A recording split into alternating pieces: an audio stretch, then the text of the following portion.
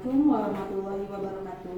Waalaikumsalam warahmatullahi wabarakatuh. Selamat pagi Bapak Ibu SMKN Sukatani. Gimana kabarnya hari ini?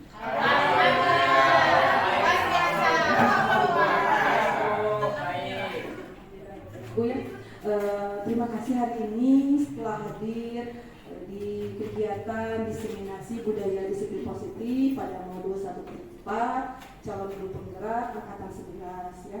Terima kasih atas kehadirannya.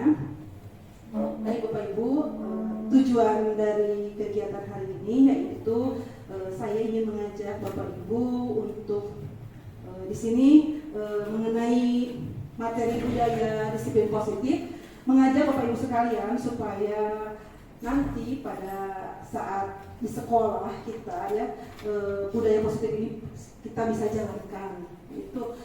Nah di sini untuk budaya positif sebetulnya sudah berjalan ya Bu ya, sudah berjalan. Cuman di sini saya ingin menguatkan saja untuk budaya positif. Budaya itu berarti adalah adat istiadat. Kalau positif itu sendiri berarti sesuatu hal yang baik ya, sesuatu hal yang baik. Nah jadi budaya positif itu berarti kebiasaan atau adat istiadat yang baik yang akan kita tanamkan di sekolah kita implementasikan sekolah kita supaya berjalan dengan baik. Mungkin itu maksudnya untuk kegiatan hari ini, diseminasi hari ini. Baik Bapak Ibu. Nah, untuk budaya positif sebetulnya kalau kita merujuk kepada apakah akan berhasil, sebetulnya berhasil tidaknya di sini ada pada kita sendiri, ya kita sendiri yang bisa mengontrolnya. Apakah akan berjalan budaya positif tersebut? Bisa, sebetulnya berjalan asal di kitanya ada kemauan. Kalau memang di diri kitanya tidak ada keinginan untuk menanamkan budaya positif, otomatis tidak akan berjalan. Sekuat apapun aturan di sekolah, ya apapun itu direncanakan dari pihak sekolah, tetap saja pada hakikatnya ada dari diri kita sendiri ya. Baik, di sini saya akan menjelaskan beberapa yang akan mempengaruhi tindakan dari seseorang. Yang pertama di sini kita masih berkaitan dengan yang namanya siswa ya, siswa. Ada yang namanya siswa itu takut akan hukuman. Ya, atau di sini mendapatkan sesuatu yang menyakitkan. Biasanya kalau kita melakukan sesuatu itu ada ketakutan akan hukuman. Biasanya Bapak Ibu guru kalau pada saat kita membuat PR si anak tidak mengerjakan, dia daripada saya dihukum lebih baik mengerjakan. Itu biasanya itu yang yang membuat si anak melakukan tindakan tersebut. Selanjutnya adanya penghargaan ya, adanya penghargaan yaitu mendapatkan sesuatu yang menyenangkan. Nah di sini selain tadi adanya ketakutan, ada lagi adanya ingin dihargai, adanya penghargaan. Yang terakhir yaitu keinginan untuk menjadi diri yang lebih baik ya itu. Nah ini adalah 3 hal yang mempengaruhi tindakan seseorang. Baik Bapak Ibu, pernah tersirat di benak Bapak Ibu apa sih itu disiplin? Sudah ya, sebetulnya sudah kita jalankan disiplin itu di sekolah kita. Nah, yang Bapak Ibu pikirkan apa sih itu disiplin? Boleh?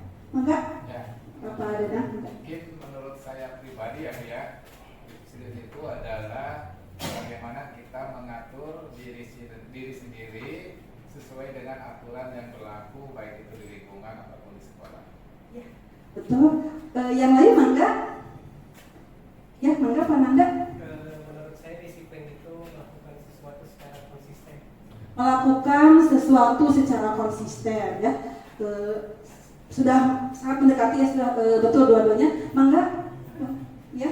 Disiplin itu adalah suatu tindakan yang kontinu terus-menerus, istiqomah, tapi diikat dengan suatu aturan.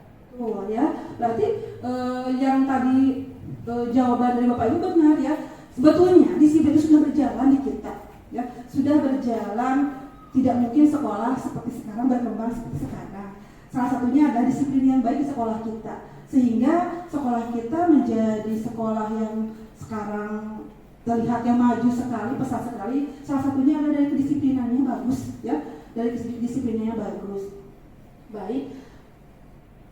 Selanjutnya, nah ini disiplin seperti tadi yang disebutkan tadi sama ya, mengontrol diri, bagaimana menguasai diri untuk memilih tindakan yang mengacu pada nilai-nilai yang kita hargai. Dan intinya pada saat ada aturan di sekolah, pada saat kita sebagai guru juga sama, ada aturan berarti kita harus menghargai aturan tersebut ya. Termasuk dengan siswa, kita pada saat memberikan aturan terhadap siswa ya, kita ingin siswa tersebut mengikuti dengan cara ya tadi maksudnya menghargai itu dengan cara mengikuti aturan tersebut, mematuhi aturan tersebut ya. Nah, sekarang kita sebagai guru bagaimana sih cara mendisiplinkan siswa? Mungkin Bapak Ibu sudah sangat berpengalaman sekali ya. Ya, enggak Bapak? Ya, mungkin ini berdasarkan dari pengalaman yang sudah kita lakukan ya Bu ya. Disiplin itu mungkin adalah nilai yang harus ditanamkan pada setiap diri siswa itu sendiri. Kita bisa mulai mendisiplinkan itu dengan kebiasaan dulu. Ya, kebiasaan. Meskipun anak tidak terbiasa, kita paksakan untuk melakukan hal yang biasa dulu. Kalau kebiasaan itu sering kita lakukan, maka akan menjadi sebuah budaya. Nah, kalau sebuah budaya itu akan melekat pada anak itu dan akan langsung kegiatannya itu yang dilakukan itu akan selalu konsisten dan akan menjadi kehidupan dia menjadi budaya baru. Supaya mangga Ibu, terima kasih Bapak. Kalau menurut saya, bagaimana cara membuat murid itu disiplin? Yang pertama mungkin salah satunya adalah kalau misalkan kita di kelas, itu kita harus membuat yang namanya kesepakatan kelas. Jadi kita sepakat dengan anak apa yang ingin mereka buat. Contoh misalkan, bagaimana di kelas kita untuk supaya bersih. Nanti anak-anak bilang, ya udah Bu, dibuatkan aja jadwal, misalkan jadwal piket. Oke, berarti yang pertama kita bikin jadwal piket. Kemudian yang keduanya misalkan, apalagi ini Bu, misalkan kalau kita kesiangan nih Bu, teman kita, bagaimana kalau kita berikan hukuman, misalkan hukumannya itu seperti apa? Tapi bukan hukuman itu bukan dari guru ya, tapi dari kesepakatan anak seperti ini. Ini ada kesepakatan siswa. Kemudian aturan itu kita dibuatkan karena bareng-bareng bersama dan dijalankan seperti yang tadi Pak Dadang katakan, dijadikan sebuah kebiasaan. Betul ya, kebiasaan positif. Ya, anak merasakan sadar. Jadi melakukan itu karena ada kesadaran dari dirinya sendiri. Gitu. Ya, terima kasih Bapak Ibu. Betul ya. Jadi intinya yang namanya bagaimana kita cara mendisiplinkan murid dari kebiasaan dulu. Bisa karena terbiasa, pembiasaan, kebiasaan positif. Dan satu lagi Bapak, saya mau jadi biasanya kalau yang namanya siswa itu biasanya melihat teladan dari gurunya. Contoh pada saat kita kesiangan, siswa kan kalau melihat gurunya juga kesiangan. Coba kalau kita berjejer di depan semuanya, pada saat kita menyambut siswa datang, mereka tidak akan ada yang kesiangan karena mereka melihat guru-gurunya ada. Jadi saya, kenapa saya bilang seperti itu? Karena biasanya kalau yang namanya siswa itu melihat apa yang dia tiru. Selain tadi kebiasaan, selain tadi kesepakatan kelas, betul itu sangat mendukung sekali yang namanya disiplin di sekolah. Nah itu jadi yang namanya teladan nomor satu biasanya jadi semua siswa yang dilihat keteladanan dari Bapak Ibu semuanya, termasuk kita juga sama. Ya, keteladanan dari kepala sekolah. Biasanya kan kalau guru kepala sekolah, kalau siswa dari gurunya gitu ya. Jadi sama-sama kita melihat apa yang ada di depan kita akan mencontohnya begitu. Jadi kita sebagai guru ya harus mempunyai sikap keteladanan yang sangat baik gitu ya. Nah, Bapak Ibu, kita beranjak ke 5 kebutuhan dasar manusia. Di sini ada 5. Yang pertama adalah kebutuhan bertahan hidup. Ya. Yang kedua, kebutuhan cinta dan kasih sayang. Yang ketiga, penguasaan, yaitu kebutuhan kemampuan. Yang keempat, kebebasan. Dan yang kelima adalah kesenangan. Ini sudah saya berikan contohnya. Dari yang pertama, kebutuhan akan hidup. Biasanya di sini kebutuhan dasar manusia berkaitan dengan makan, minum, pemenuhan untuk dirinya sendiri. Ya. Nah, yang kedua di sini kebutuhan cinta dan kasih sayang biasanya di sini mendapatkan perhatian. Ini juga ya sangat penting ya. Selanjutnya yang ketiga di sini adalah penguasaan, yaitu mendapatkan pencapaian melaksanakan tugas. Biasanya siswa berlomba biasanya supaya mendapatkan penilaian tertinggi dari seorang guru, apalagi wali kelas biasanya itu mereka berlomba ya.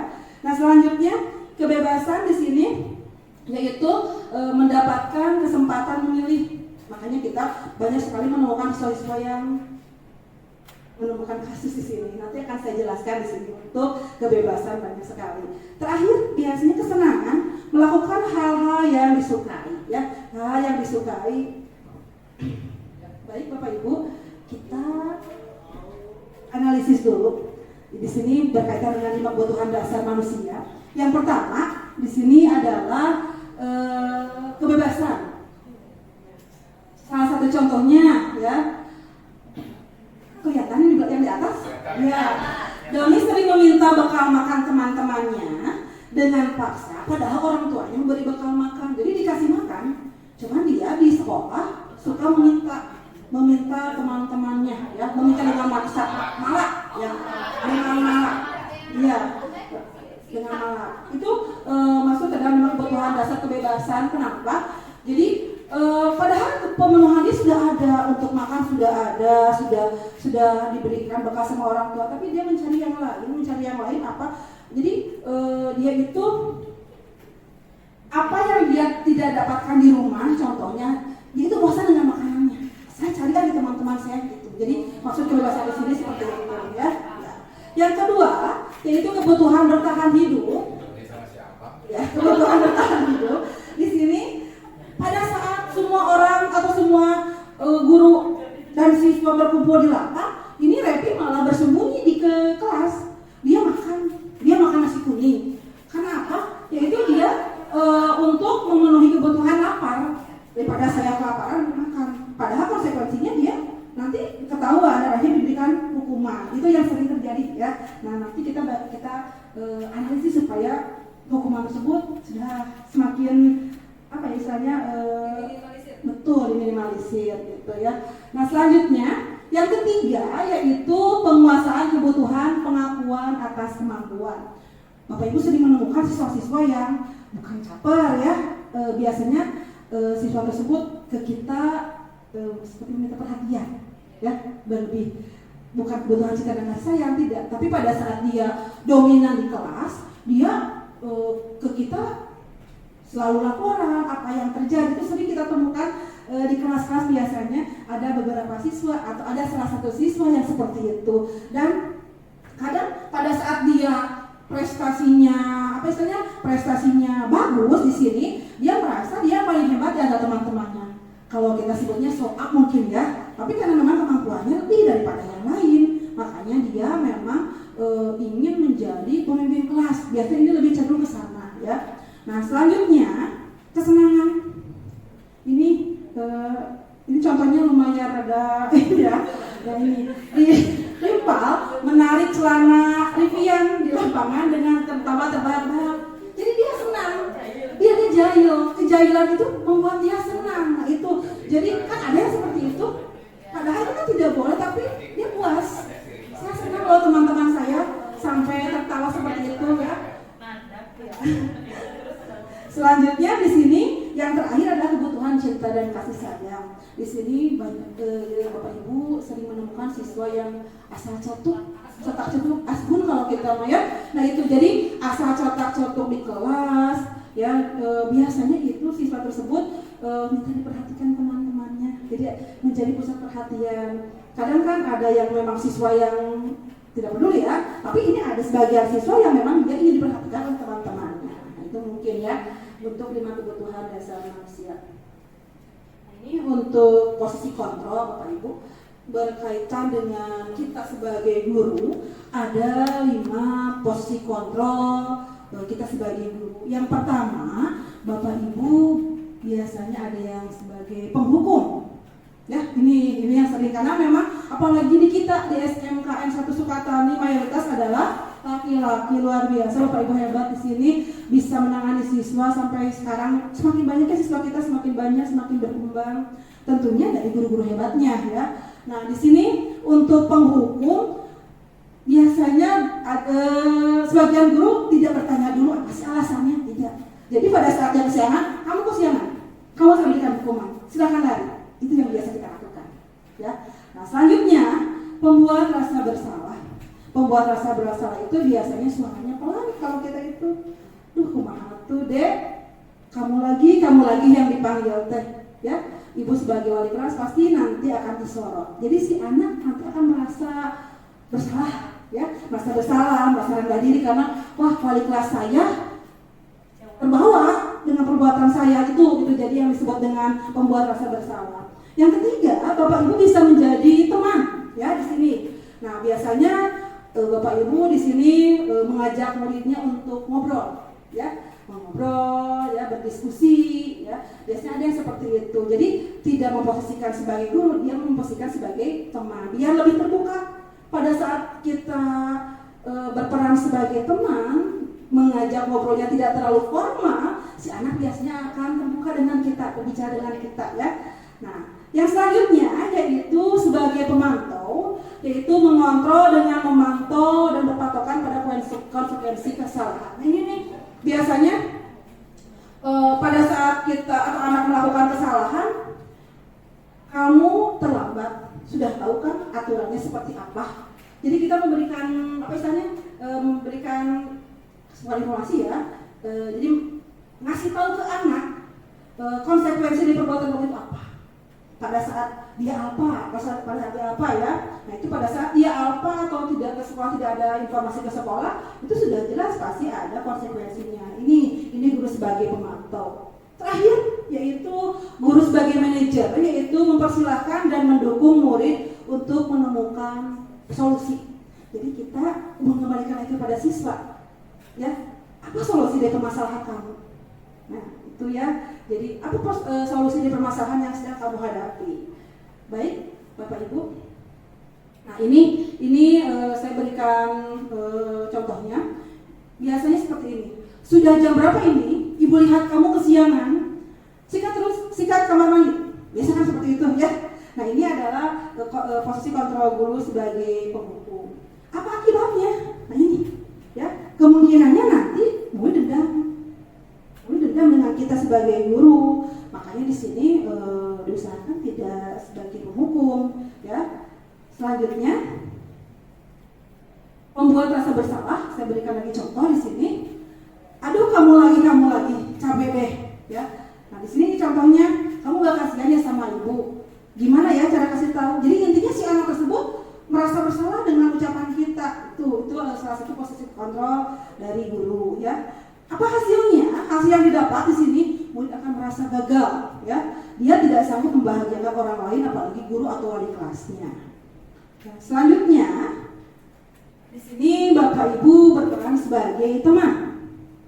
Berperan sebagai teman di sini biasanya, jadi kita mengajak ngobrol siswa atau persuasi di sini, ya. Kamu melanggar terus. Kemarin janji gak mau bantu. Jadi intinya kamu gak mau bantu bapak, kamu gak mau bantu ibu, ya. Jadi diajak ngobrol, terus diberikan kesempatan lagi sama anak tersebut, karena kita kan teman. Jadi diajak ngobrol dulu kesalahannya itu yang tadi dibahas dulu, tapi nanti berikan kesempatan dia, ya, memberikan kesempatan. Apa sih hasilnya pada saat Bapak Ibu menjadi teman di sini? Ada dua, Bapak Ibu, ya, bisa menjadi negatif, bisa menjadi positif. Jadi ini kalau Bapak Ibu memakai posisi kontrol teman itu, pada saat bersamaan itu akan muncul, yaitu hasilnya bisa negatif dan positif. Di sini kalau positif itu jalinan hubungan antara siswa dengan guru itu akan berjalan dengan baik, ya. Tapi kalau negatifnya, nanti pada saat Bapak Ibu memberikan posisi kontrol sebagai teman, dia akan bergantung sama Bapak Ibu. Akan bergantung, itu yang hasilnya akan didapatnya. Jadi untuk posisi kontrol, jadi ada negatif, ada positifnya, ya. Nah, selanjutnya sebagai pemantau di sini tadi sudah saya jelaskan. Jadi jangan kalau kita memberikan tugas biasanya tidak boleh terlambat ya, jadi ke anak biasanya kan seperti itu ya. Konsekuensinya apa? Pengurangan nilai dan sebagainya. Pokoknya kita berikan konsekuensi dari apa yang sudah kita berikan aturan kepada siswa. Nah, di sini apa sih hasilnya? Murid akan memahami konsekuensi yang harus dijalankan karena telah melanggar salah satu peraturan di sekolah. Guru tidak menunjukkan suatu emosi yang berlebihan, tapi konsekuensi yang diberikan itu satu pihak berasal dari guru. Jadi tidak dikomunikasikan dengan siswa. Pada saat kamu melanggar aturan, kamu akan diberikan sanksi ya dari pelanggaran dari aturan tersebut gitu ya. Ini posisi kontrol manajer di sini. Jadi kalau yang namanya manajer itu menyelesaikan permasalahan, dikembalikan lagi kepada siswa, mengajak siswa untuk berdiskusi. Jadi tidak kita selesaikan sendiri, tapi kepada siswa diberikan kepada siswa ya. Nah, apa hasilnya? Di sini pada posisi manajer, guru akan mengembalikan tanggung jawab pada murid untuk mencari jalan keluar permasalahan, sehingga murid akan berlatih menganalisis penyelesaian masalah dan menjadi pribadi yang mandiri. Itu yang diinginkan semua guru sebetulnya ya. Nah, ternyata di posisi manajer itu lebih enak, lebih ringan sebetulnya. Kita tidak mengeluarkan emosi yang berlebih pada saat siswa melakukan pelanggaran atau permasalahan. Kita kembali lagi kepada siswa, bagaimana solusinya ya. Tapi ada tahap-tahapannya Bapak Ibu, nanti saya akan jelaskan di tahap-tahapan penyelesaian permasalahan siswa ya.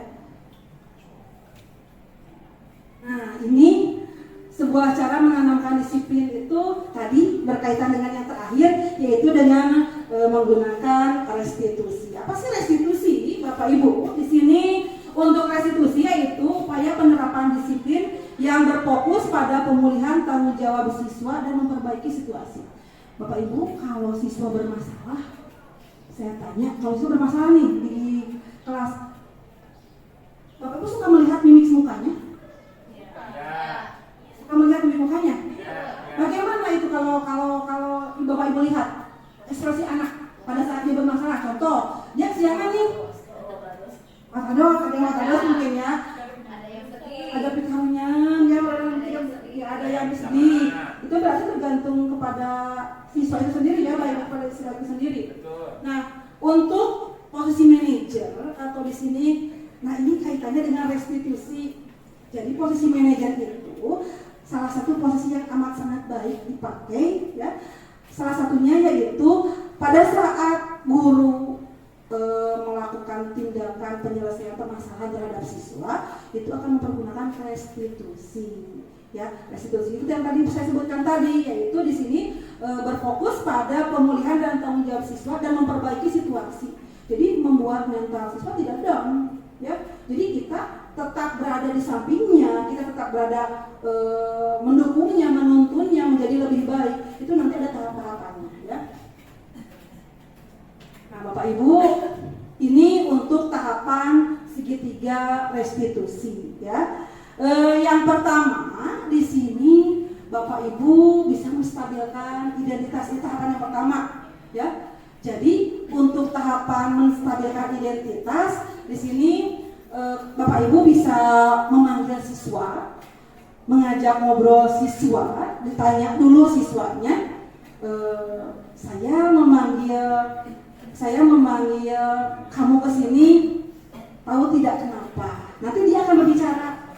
Ya Bu, ya Pak, alasan saya itu seperti apa. Nanti apa yang dia perbuat, dia akan menceritakan. Nah, Bapak Ibu untuk yang menstabilkan identitas, kenapa? Karena pada dasarnya siswa tersebut pada saat dia melakukan kesalahan, biasanya siswa enggan untuk berbicara. Usahakan tidak di dalam ruangan kelas, jangan. Karena nanti membuat siswa tersebut minder dengan temannya. Kita panggil, kita bawa ke satu ruangan, ke BK, itu lebih bagus ya ke BK nanti. Nah, untuk menyelesaikan permasalahan, pertama dengan tadi saya sudah sebutkan menstabilkan identitasnya, buat dia percaya diri dulu, walaupun dia melakukan kesalahan. Bukan untuk kesalahannya dibenarkan, tidak. Tapi di sini kita tanya, ada apa? Kenapa sampai guru tersebut melaporkan ke ibu? Nah, kita tanya terlebih dahulu ya.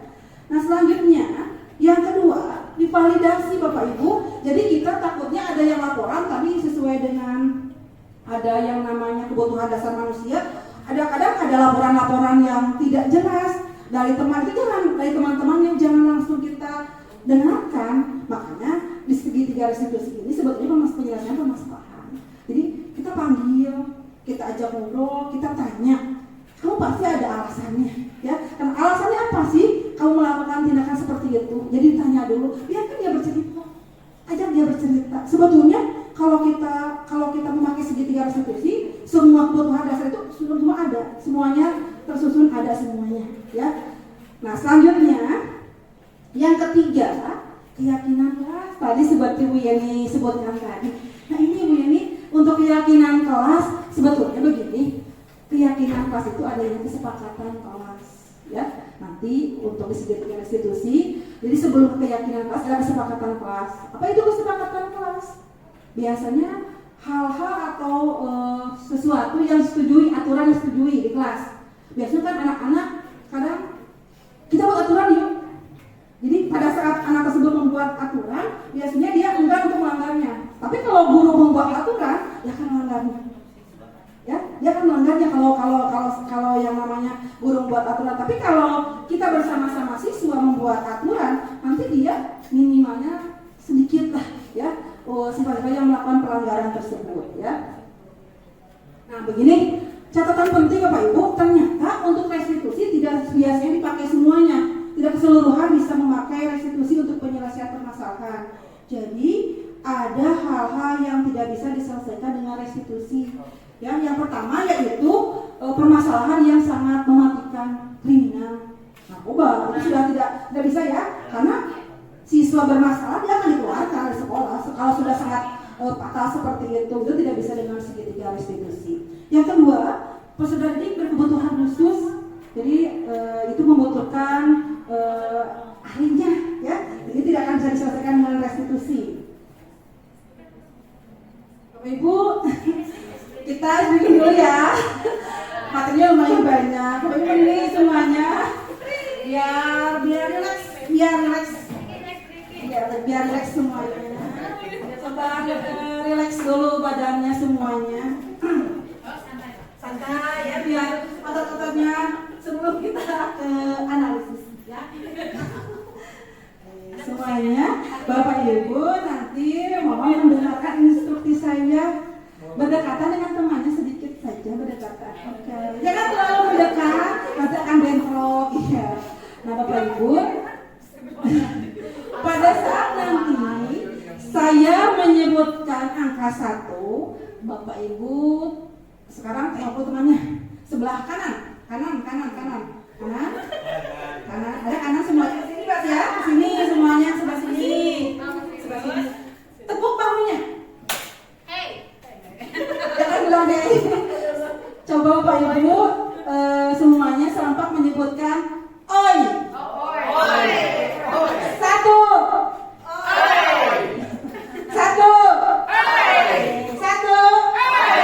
Ya.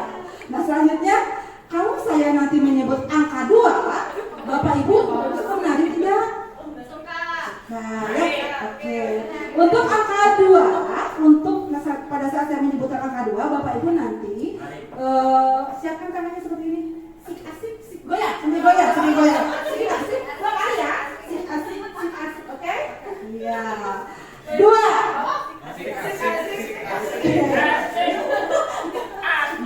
Udah, pokoknya saya joget ya. Oke. Pada angka 3 nanti Bapak Ibu lihat teman sebelah kiri. Oke.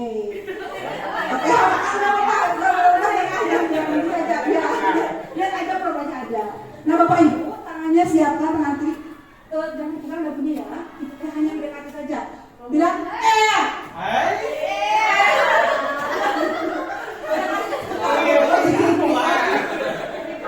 Oke semuanya.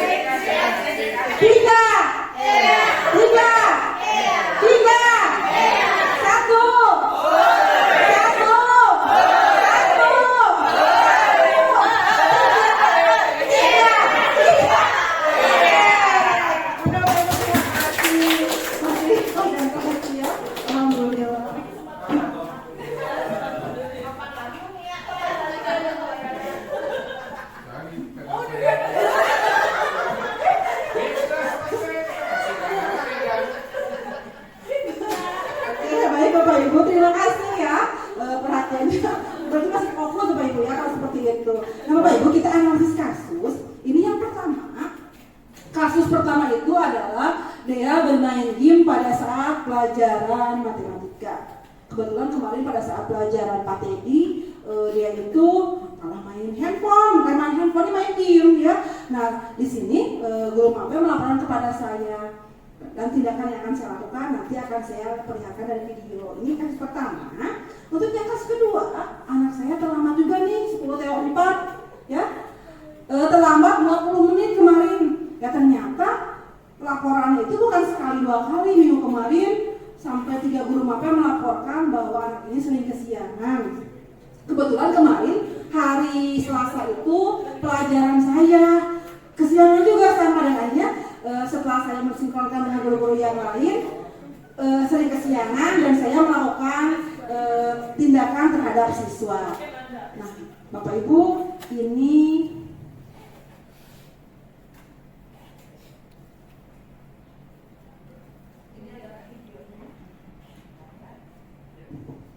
itu yang bawah.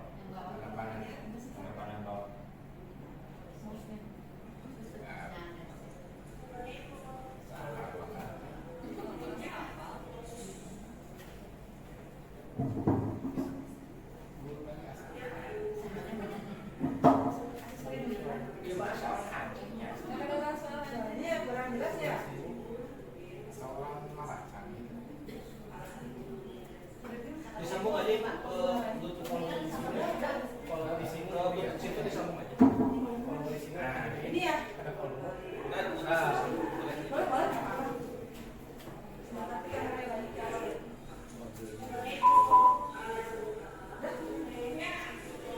Ya, dia masukin ke suara itu, mana suara? Mic-nya tuh ke suara itu. Dari sini fokus ada yang Oh, dari fokus. Dari ulang.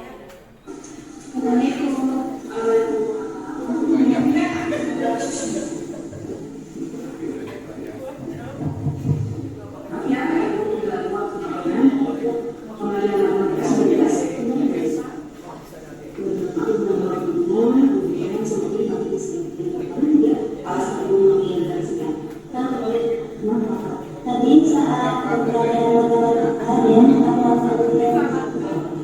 perbuatannya masih benar. Soalnya saya pada saat pembelajaran tidak berhenti sebetulnya manusia itu tidak bisa melakukannya, termasuk diri itu sudah melakukan kesalahan. Tapi lagi manusia itu harus bisa memperbaiki kesalahan yang sudah berbuat. Seperti itu ya. Nah sekarang ini mau bertanya, apa alasan dia melakukan tindakan seperti itu? Paling pada saat pembelajaran ya, gitu. Kalau begitu, apa alasan dia? Coba. Tadi dia mengganggu kita, dan pada dari itu dia Jadi dia bosan di kelas ya. Jadi daripada itu, lebih baik memilih ya. Yang sudah berlakukan seharusnya ya. Berarti saat itu contohnya alasan dia itu karena bosan, takut tidur, lebih baik memilih bisa ketahuan ya. Sekarang kita berbicara mengenai kesepakatan kelas ya.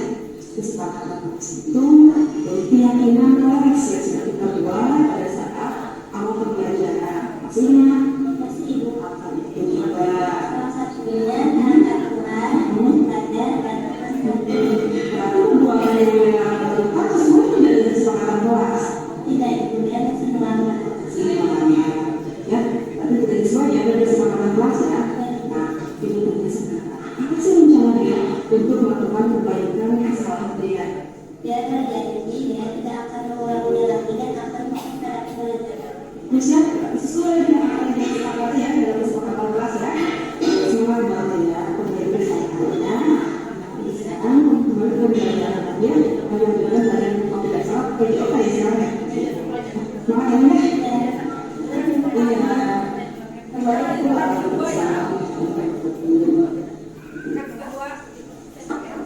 Assalamualaikum.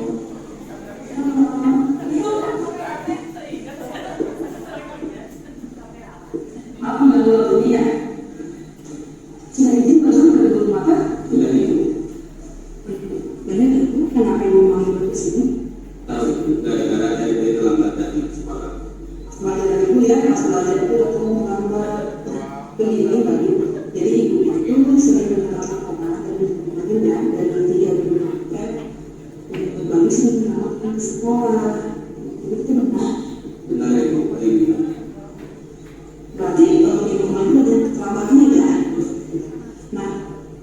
Sebetulnya begini, itu tadi baik apa kekuatan restitusi kalau kita masih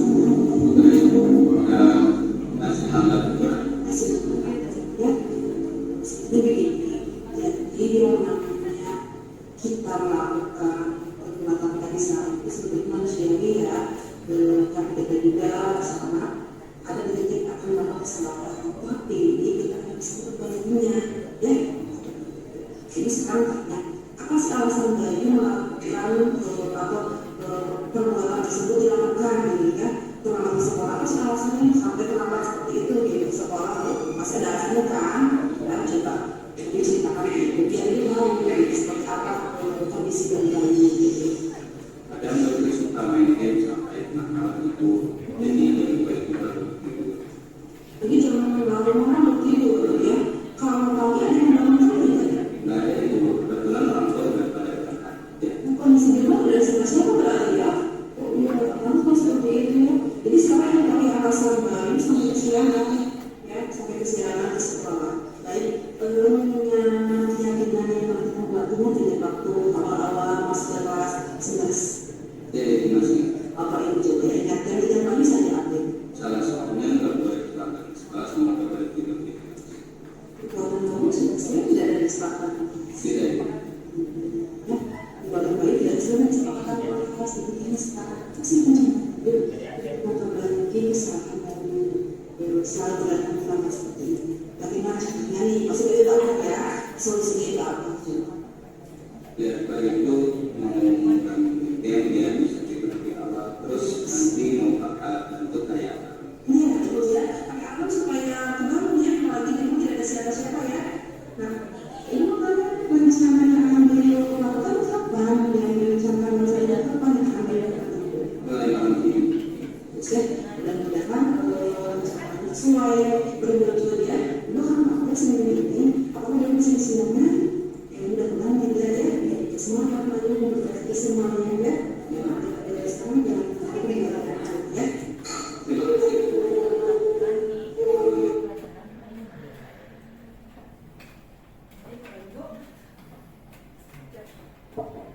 Nah, kita akan menganalisis kasus.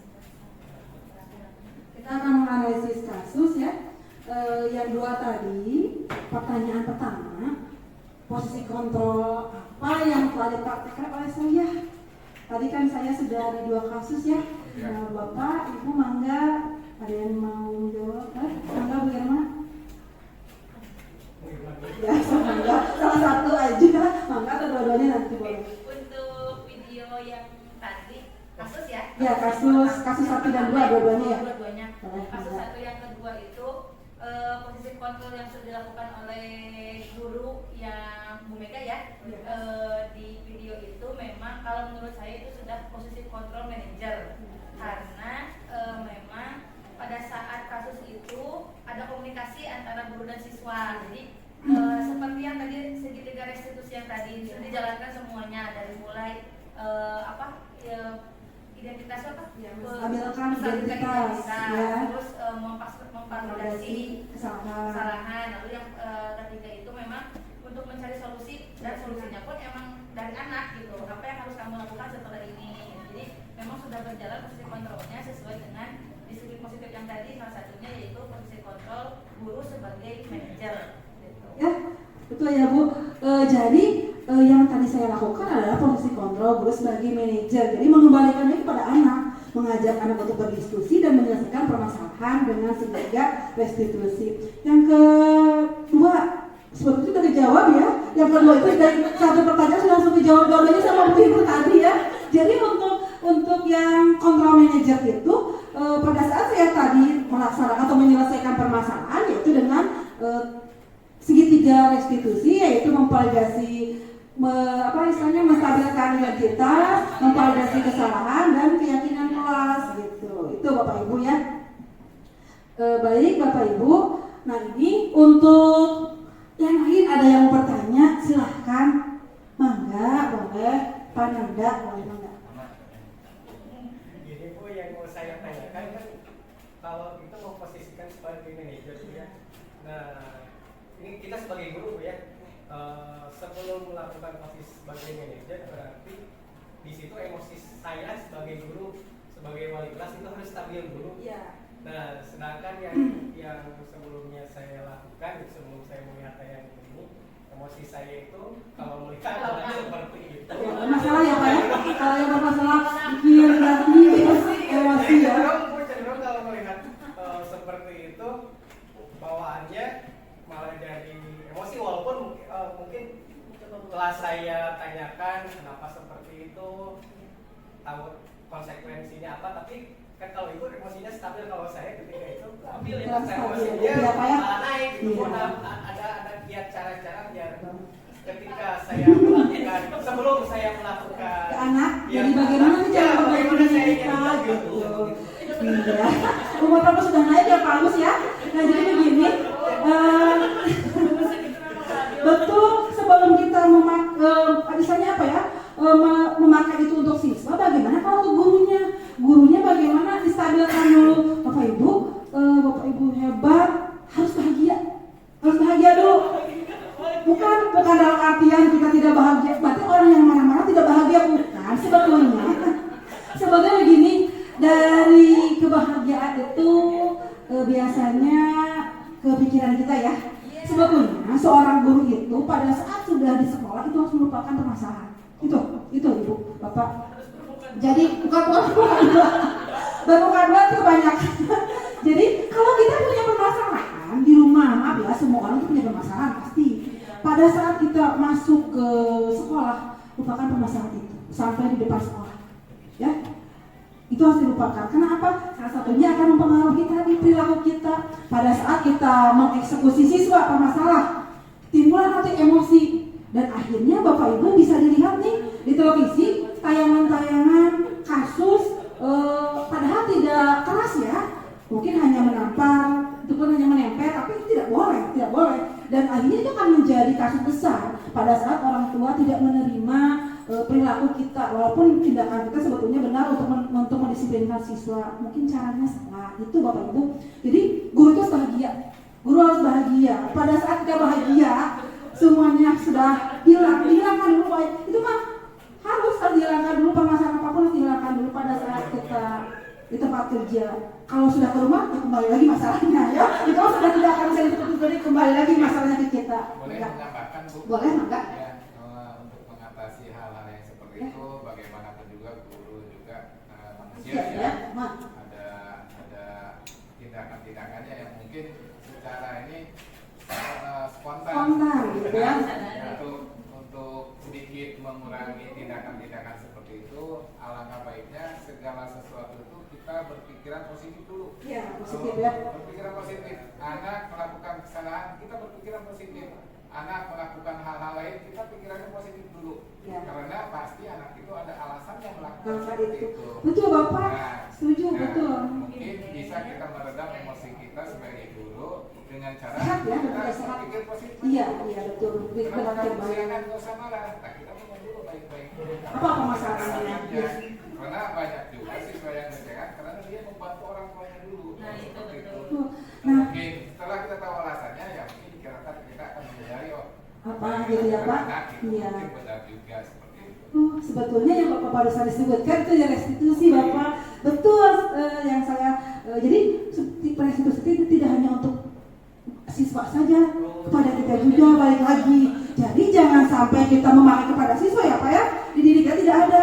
Jadi pada saat kita menstabilkan identitas kita, pada saat kita memvalidasi kesalahan, pada saat kita keyakinan kita, nah itu sebetulnya harus terapkan di diri kita juga. Jadi pada saat ada anak yang bermasalah, nah itu kita tidak akan melakukan tindakan-tindakan yang tadi ya, yang tidak terpuji. Kalau saya sebutkan tidak terpuji ya Pak atau Ibu, walaupun pada dasarnya manusia banyak melakukan kesalahan, tapi Bapak Ibu harus bisa mengurangi itu. Kita coba itu, kita mencoba bersama-sama ya. Nah, adapun tahapan tadi restitusi yaitu dengan keyakinan kelas ya, keyakinan kelas mulai dari kesepakatan kelas di sini dibuat oleh murid dengan nilai-nilai yang dia percaya. Langkah-langkahnya apa saja? Di sini biasanya kita sebarkan dulu ke anak-anak. kita ajak diskusi, kita ajak musyawarah si anaknya, apa sih yang kamu mau, apa sih yang kamu inginkan.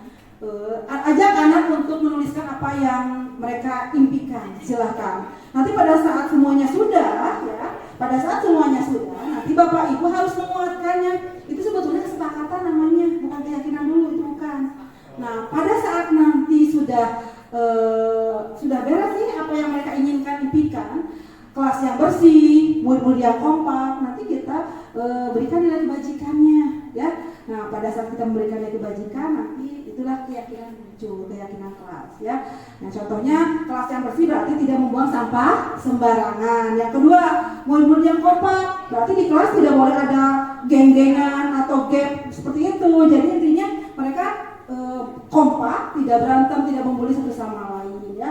Mungkin, nah di sini Bapak Ibu pada saat kita membuat kesepakatan kelas itu belum ada yang namanya nilai kebajikan. Nah, di sini kita ubah yang tadi itu. Contoh tadi membuang sampah pada tempatnya, kerucutkan tadi, ya. Jadi kebersihan dan tanggung jawab, ya. Ada lagi berteman dengan baik dan rukun. Ada lagi kedamaian dan saling menghargai. Ini yang dimaksudkan untuk keyakinan kelas Bapak Ibu, ya. Jadi siswa itu pada saat kita berdiskusi tidak langsung ke nilai positifnya, pasti apa yang dia mau tanya dulu. Sesudah mereka menuliskan, menyebutkan, baru kita kerucutkan ke kalimat positif di sini. Nah, ini Bapak Ibu seperti ini yang kita cari itu, ya. Nah, Bapak Ibu semoga menjadi guru yang berperan sebagai control manager, yaitu di sini dengan penyelesaian permasalahan dengan memakai segitiga restitusi, ya. Dan tujuannya yaitu untuk menghasilkan murid yang mandiri dan bertanggung jawab. Nah, itu Bapak Ibu, mungkin Bapak Ibu itu saja yang dapat saya sampaikan. Saya mohon maaf, lebih dari kurangnya saya minta maaf, ya. Kita berbagi saja, tidak ada yang tidak mungkin selama kita mau Bapak Ibu hebat sudah sampai sekarang berjalan menuntun siswa, mendampingi siswa. Kita rubah mindset kita, ya, untuk penyelesaian permasalahan, semoga menjadi lebih baik, ya. Itu saja, terima kasih. Assalamualaikum warahmatullahi wabarakatuh.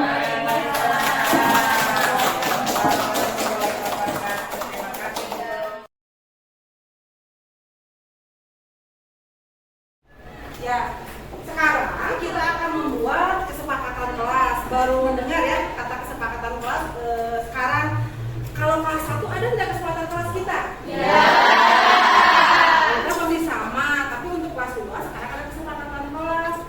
Tidak ada yang tahu kesepakatan kelas itu apa? Ya. Kesepakatan kelas itu adalah aturan kelas kita. Aturan kelas dari kelas 10 TO4, ya. Nah, jadi nanti kita akan buat aturan-aturan kelas kita apa saja. Semua anak di sini harus berpendapat apa saja yang ingin dibuat aturan di sini untuk membuat kelas ini menjadi kelas yang tertib, lebih nyaman, ya. Anak-anaknya bertanggung jawab terhadap aturan tersebut. Setuju semuanya? Kalau ibu yang membuat aturan, nanti kalian berarti harus mengikuti aturan ibu. Makanya sekarang kita buat kesepakatan antara kalian dengan ibu, ya. Nah, nanti pada saat kalian membuat kesepakatan dengan ibu, kalian tidak menggunakan kata tidak. Contoh nih, kelas kita kan ingin bersih, ya. Sekarang sudah bersih belum?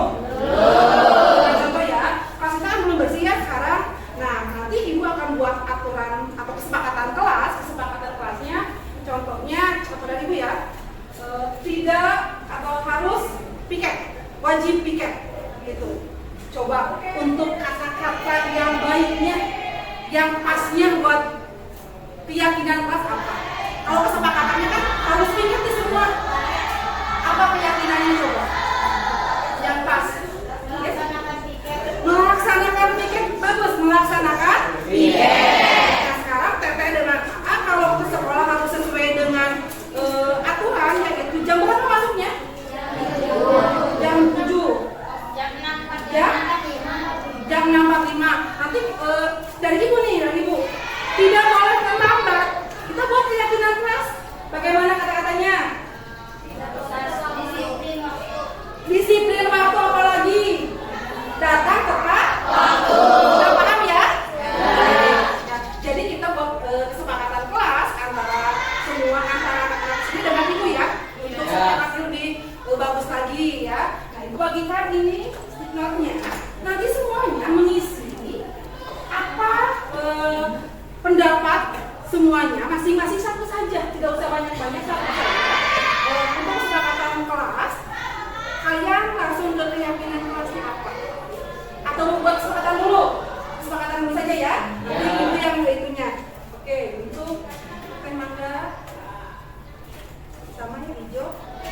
sini. Ini kuning. Ini kuning, pokoknya disiapkan. Nah, ya. Ya. Biar beragam ya, silakan.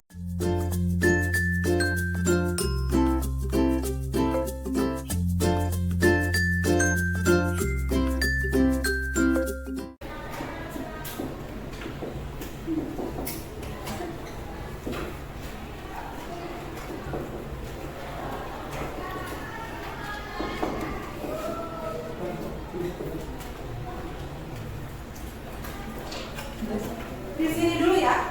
Yang menurut pendapat kalian di sini. Nanti kita bereskan di keyakinan kelas, ya. Silakan ditempel. Boleh satu orang di sini ke depan. Ya.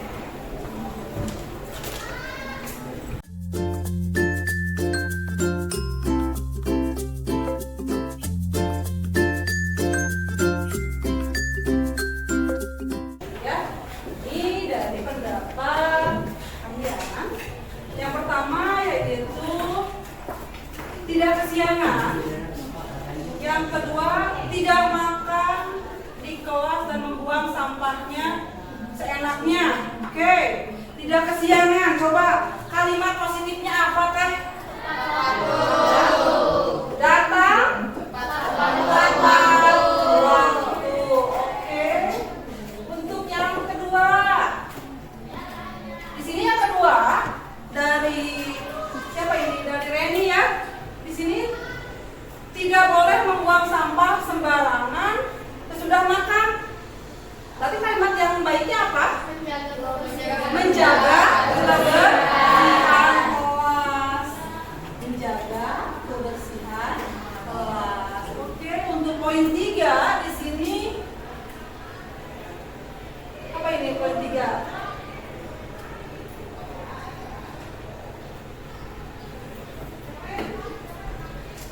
Tidak pasif. Tidak pasif. Berarti bagaimana di sini tidak pasif? Bagaimana? Yang bagusnya? Dalam pembelajaran, aktif dalam pembelajaran. Oke. Aktif dalam pembelajaran. Nah, ini sama. Dan yang terakhir ini ingin kelasnya rapi dan bersih. Kalau tidak piket, ini akan dikenakan sanksi 5.000. Berarti keyakinan kelasnya apa? Melaksanakan piket ke kelas. Melaksanakan piket kelas. Ya. Ini berarti keyakinan kelas kita ada 4. Datang tepat waktu, menjaga kebersihan, aktif dalam pembelajaran, dan melaksanakan kelas. Oke, semuanya ya. Nah, sesudah kita membuat keyakinan kelas, sekarang tanda tangan ya. Kan sudah sepakat ya, sudah yakin. Kita tanda tangan bahwa A dan TT akan bertanggung jawab terhadap keyakinan kelas. Satu ke sini. Tanda tangan, satu ke sini ke depan. Enggak.